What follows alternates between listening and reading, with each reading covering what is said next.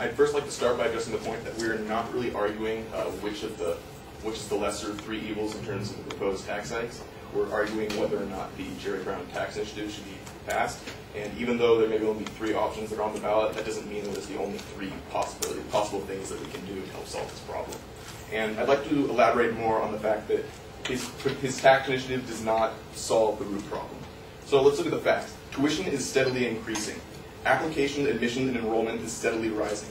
The demand for degrees is steadily rising, and we already pay the highest taxes. We pay some of the highest income taxes in the country. Raising the taxes is also only a short-term solution because these tax hikes expire after 5 years. The point of this is that Californians need to be weaned off of this expectation that the government is supposed to be carrying higher education on its shoulders, and also to address that there's definitely an attitudinal problem in terms of the voters as to what they want.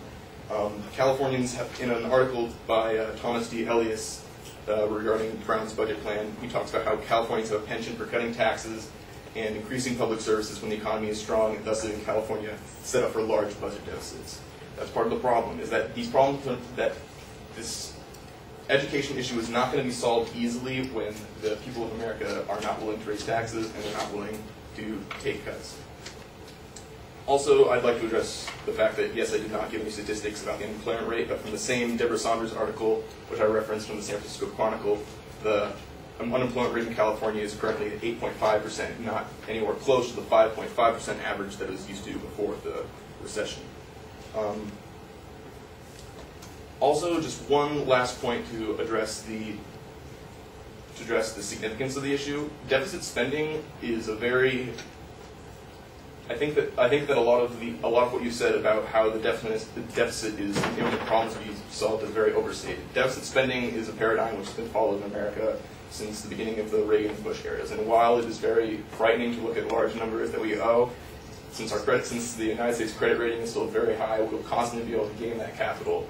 And it's not, the imminence of this problem is not as urgent as it may seem.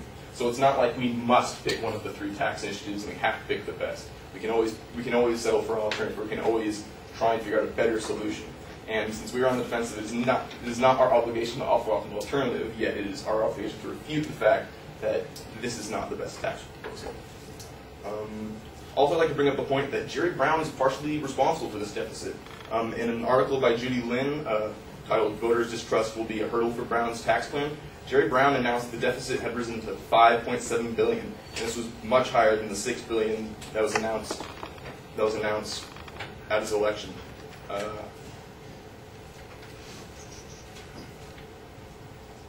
Also, his tax plan actually will not generate as much money as he is claimed and projected in an article from the LA Times. Brown says that it would generate nearly $6.9 billion annually to help close the budget deficit over the next 5 years, but the nonpartisan legislative analyst's office estimates it is likely to generate just $4.8 billion in 2012-2013 tax year, and only $5.5 billion in the years following.